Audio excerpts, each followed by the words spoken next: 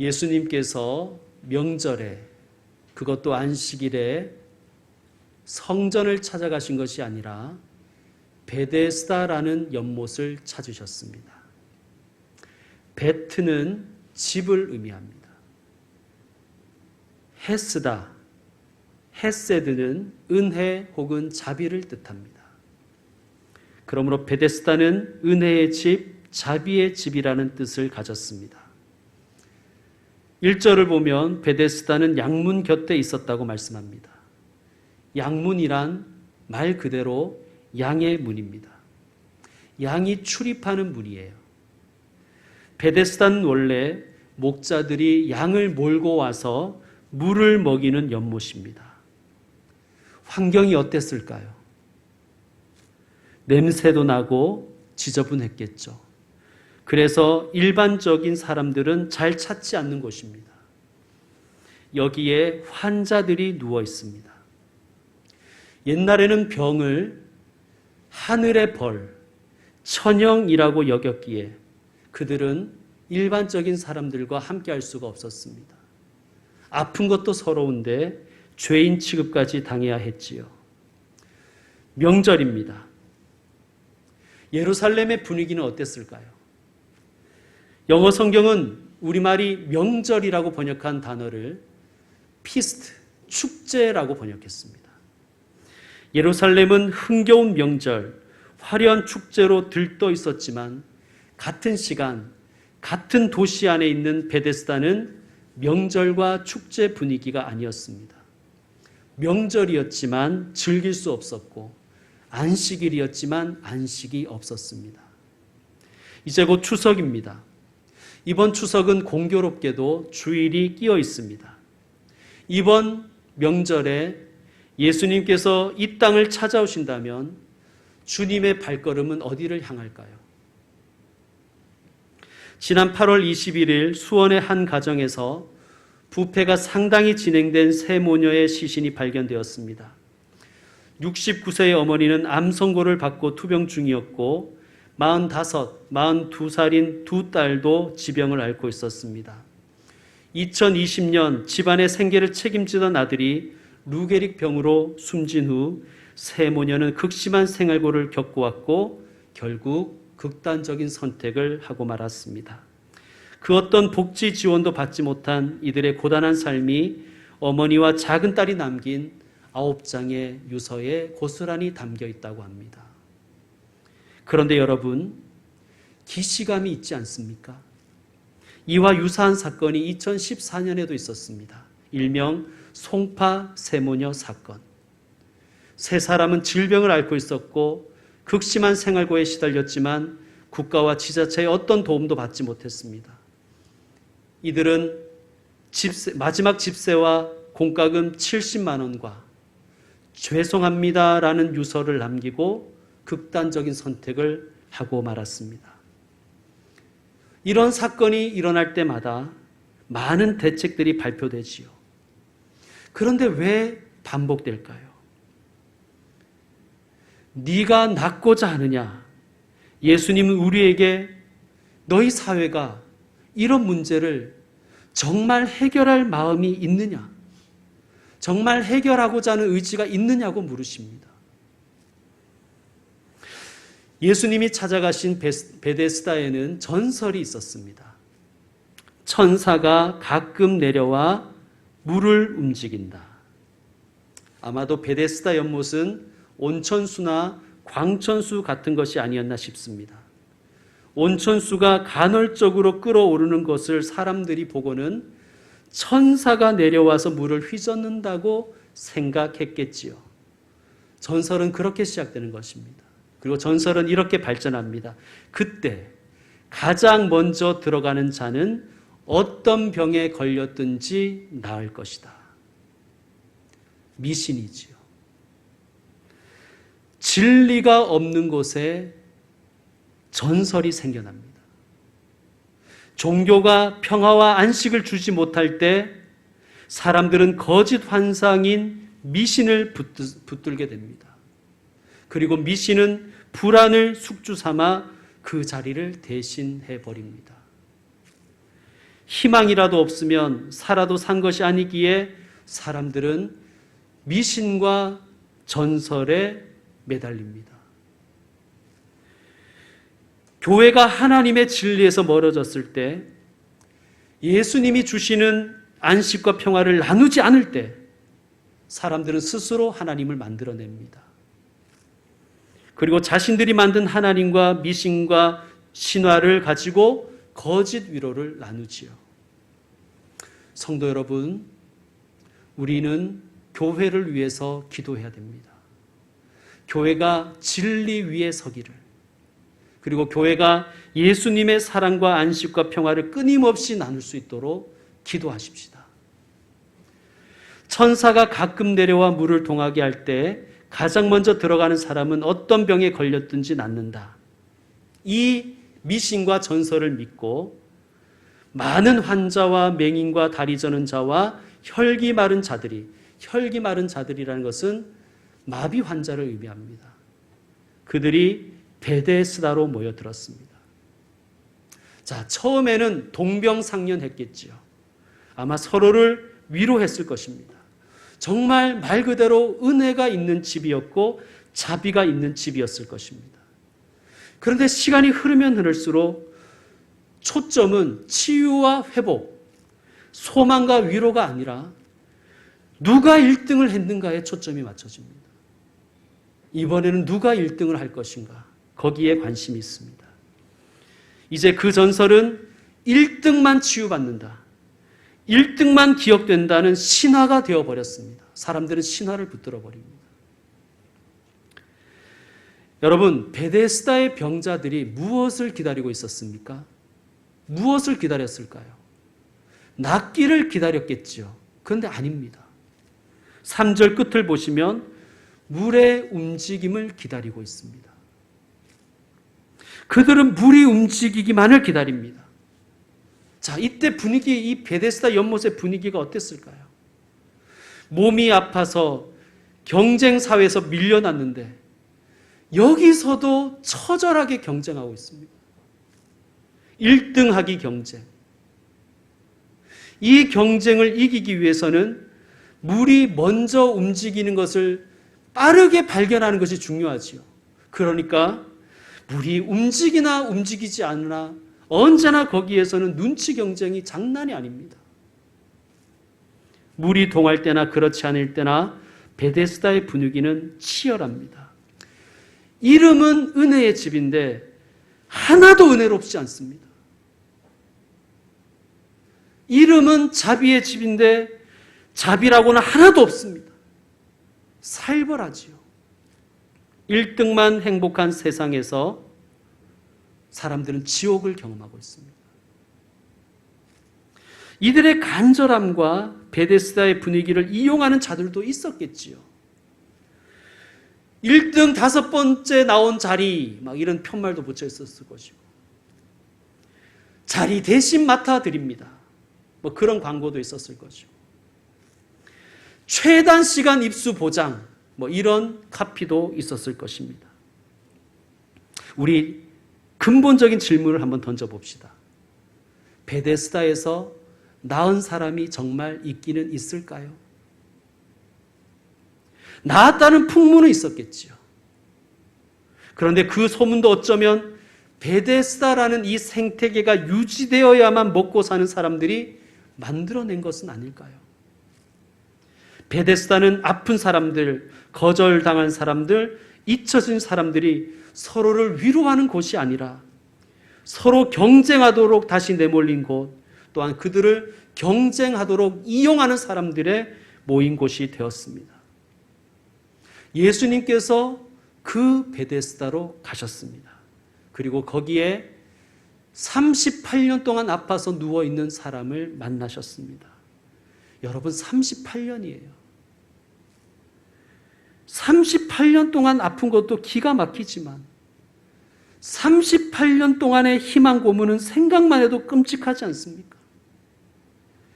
이 사람은 38년 동안 한 번도 1등을 하지 못했습니다. 그러면 앞으로 38년이 더 주어지면 이 사람은 1등 할 수 있을까요? 예수님께서 그 병자에게 물으십니다. 너무나 당연해서 이상해 보일 정도로 그러나 정말 핵심적인 질문을 하십니다. 네가 낫고자 하느냐? 여러분이라면 뭐라고 대답하시겠어요? 여러분이 뭐라고 대답하시겠어요? 아니 여보셔, 그걸 말이라고 합니까? 당연히 낫기를 원하지요 라고 하셨을 것입니다. 그런데 이 사람 뭐라고 대답합니까? 7절 말씀 여러분 읽어주십시오. 7절 시작. 병자가 대답하되 주여 우리 움직일 때에 나를 못에 넣어주는 사람이 없어 내가 가는 동안에 다른 사람이 먼저 내려가나이다. 아멘. 이 사람이 지금 뭘 원하고 있습니까? 누군가가 자기를 물에 먼저 넣어주기를 원해요. 그런데 여러분, 우리 이 사람에게 진짜 필요한 건 뭐예요? 낫는 거죠. 성도 여러분, 저와 여러분 하나님께 도대체 무엇을 구하고 있습니까? 내가 원하는 것을 구합니까? 아니면 내게 정말 필요한 것을 구합니까? 하나님, 저 좀 베데스다에 넣어주세요. 다른 사람들보다 먼저 좀 넣어주세요. 제발. 이번에는 꼭이요. 우리 그런 기도만 드리고 있지 않습니까? 여러분, 예수님은 우리를 1등 만들어 주려고 오신 것이 아닙니다. 예수님은 우리를 구원하기 위해 오셨습니다. 우리를 베데스다에 먼저 넣어주시기 위해 오신 것이 아니라 오히려 베데스다에서 우리를 건져내시기 위해 오셨습니다. 믿으시면 아멘 하십시오. 예수님이 어떤 분인지 모르면 우리도 38년 된 환자와 똑같은 것을 구합니다. 성도 여러분, 그러므로 예수님을 더 깊이, 더 많이, 더 정확히 알아가시기를 사모하십시오. 예수님을 알아야 나를 정확하게 알지요. 예수님을 알고 나를 알 때 우리는 내가 무엇을 구해야 되는지, 내게 진정으로 필요한 것이 무엇인지를 알고 구하는 것입니다. 38년 된 환자가 다른 사람들보다 자기를 먼저 연못에 넣어달라고 합니다. 이 말은 뭡니까? 다른 사람은 모르겠고 나만 좀 낫게 해주십시오. 그것 아닙니까? 이런 기도를 예수님이 들어주실 수가 있나요? 예수님은 들어주고 싶지도 않으셨겠지만 들어주실 수도 없습니다. 예수님은 하나님의 뜻을 받들기 위해 오셨잖아요. 하나님은 꿈이 있으세요. 모든 사람이 구원받고 모두가 함께 하나님의 지으신 목적대로 잘 사는 나라를 하나님은 세우기를 꿈꾸십니다. 예수님은 그걸 받들기 위해 오신 거예요.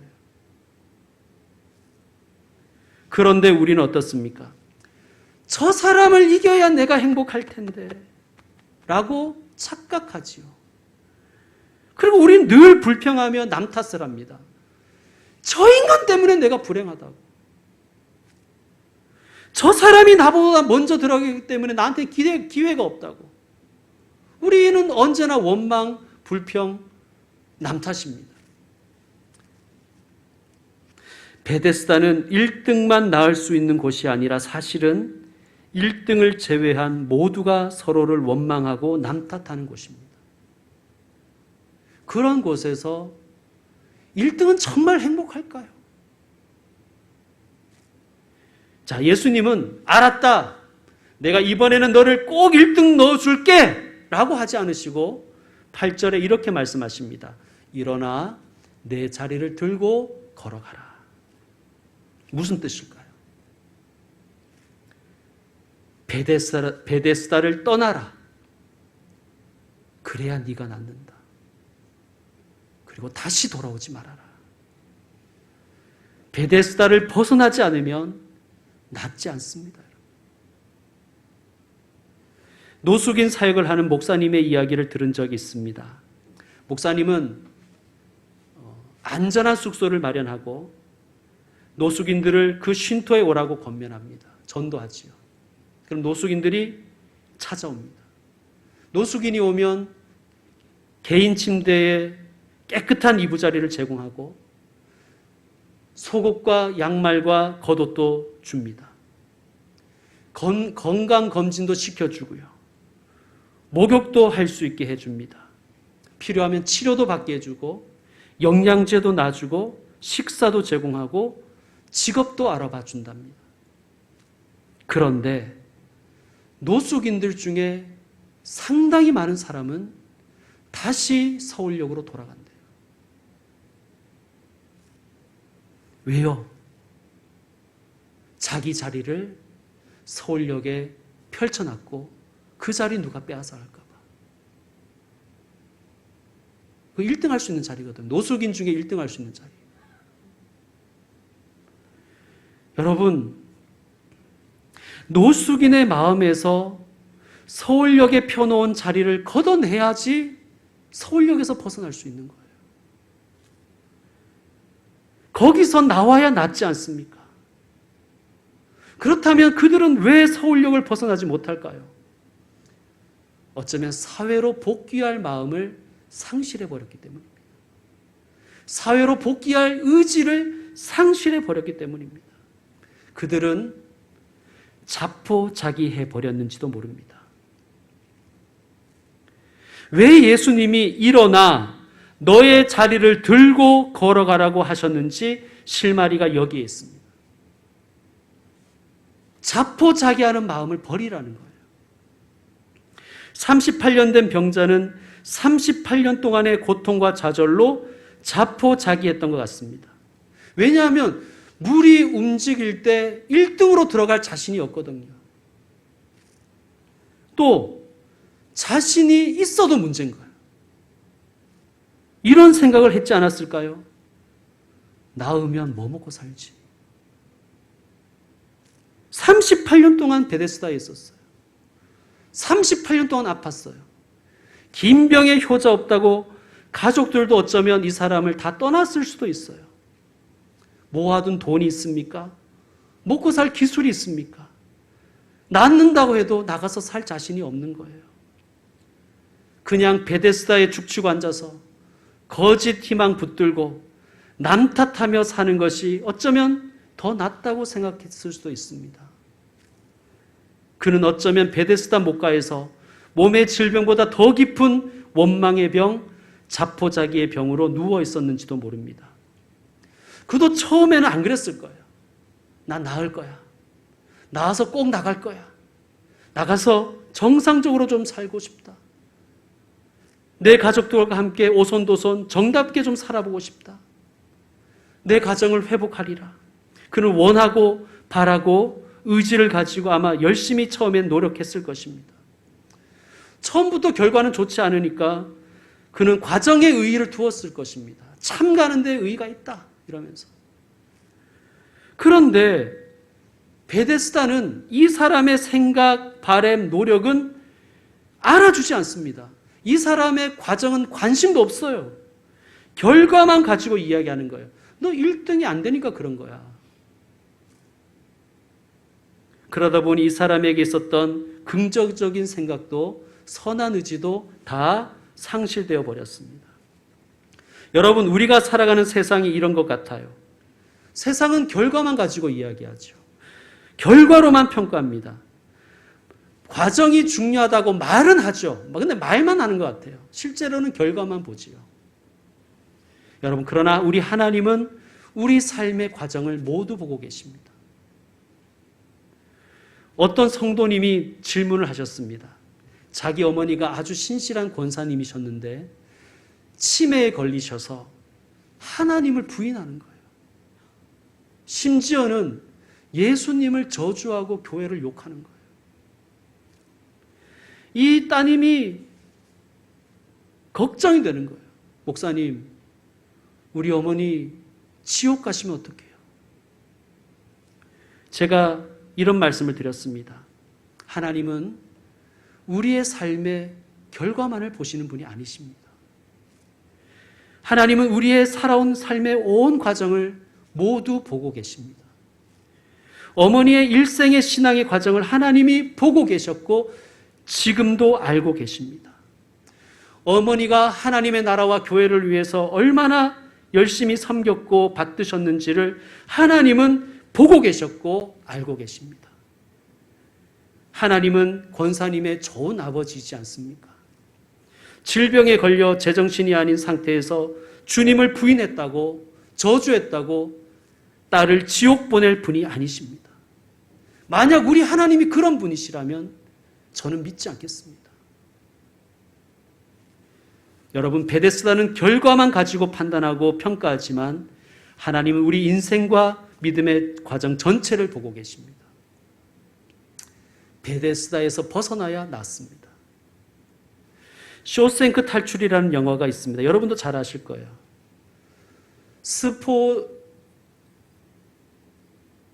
갑자기 생각이 안 나요. 스포일러가 돼서 죄송합니다. 예, 오래된 영화예요. 도서실을 담당하던 장기수 레드라는 사람이 석방되었습니다. 모범수가 되어서 석방되었어요. 그리고 사회에 나와서 상점의 점원으로 일해요. 열심히 일합니다. 그리고 매니저에게 말해요. 저기 화장실 좀 가도 될까요? 매니저가 레드를 불러냅니다. 그리고 한심하다는 듯이 말해요. 제발 묻지 말고 알아서 갔다 오세요. 그때 레드의 독백이 흘러나오죠. 40년 동안 항상 누군가의 허락을 받고 오줌을 쌌다. 한 방울의 오줌도 허락 없이는 나오지 않았다. 그의 몸은 감옥에서 나왔지만 그의 생각은 여전히 감옥 안에 있었습니다. 생각의 감옥에서 탈출하지 않으면 레드에게는 진정한 쇼생크 탈출이 아닌 거예요. 바로 이것입니다.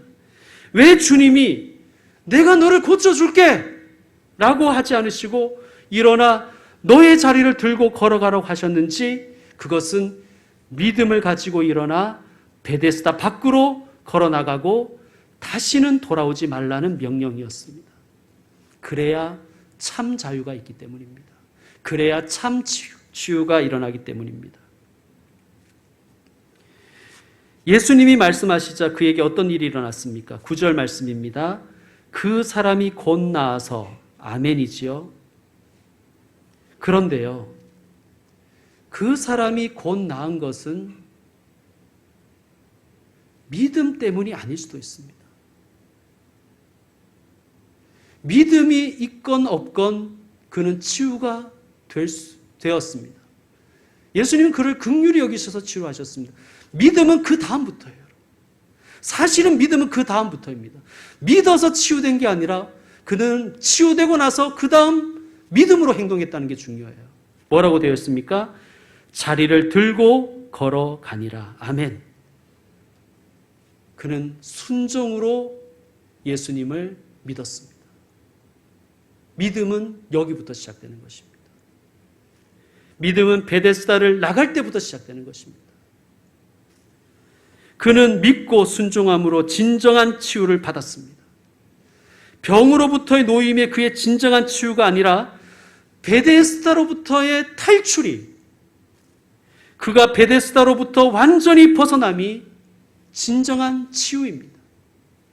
사랑하는 성도 여러분, 낫기를 원하십니까? 오늘 주님 우리에게 묻습니다. 네가 낫기를 원하느냐? 그렇다면 믿음으로 반응하십시오. 일어나 베데스다를 탈출하십시오. 참된 치유와 자유함과 영적 해방이 저와 여러분에게 일어나기를 축원드립니다. 이제 말씀을 마무리하겠습니다. 성도 여러분, 우리가 예수님을 믿는 이유는 유일한 승자가 되기 위한 것이 아니잖아요. 그렇다면, 여러분이 그런 목적으로 예수님을 믿는다면 여러분은 여전히 베데스다에 누워있는, 여러분 연세가 어떻게 되시죠? 저는 원래 49입니다. 49살 된 병자일 뿐입니다. 49년 된 병자일 뿐입니다. 그런 마음으로 목회하고 1등 해야지, 이런 마음으로 살아가면 저는 베데스다에 누워있는 49회 된 병자일 뿐입니다. 모두가 축제를 누릴 때 나도 축제를 누릴 수가 있는 것입니다. 모두가 나음을 입을 때 나도 나을 수가 있습니다. 하나님은 이를 위해 우리를 부르셨습니다. 베데스다 연못에서 서성거리는 가족과 친척과 동료와 이웃을 향해서 진정한 치유와 참된 생명과 완전한 안식은 여기에 있는 것이 아니라 예수님께 있다고 전하라고 우리를 부르셨습니다. 베데스다가 아니라 예수님이 참된 구원자임을 전하는 것이 우리의 사명입니다. 그리고 성도 여러분, 전하기에 앞서서 우리가 먼저 믿고 누려야 됩니다. 예수님이 나의 참된 구원자이시며 예수님이 나의 진정한 해방자이심을 우리가 먼저 믿고 누리십시다. 거짓 베데스다를 떠나서 참된 은혜의 집, 진정한 자유의 집, 참 베데스다이신 예수님 안에서 치유와 평화를 얻으시기를, 그리고 치유와 평화를 전하시는 분 되시기를 축원드립니다. 기도하겠습니다.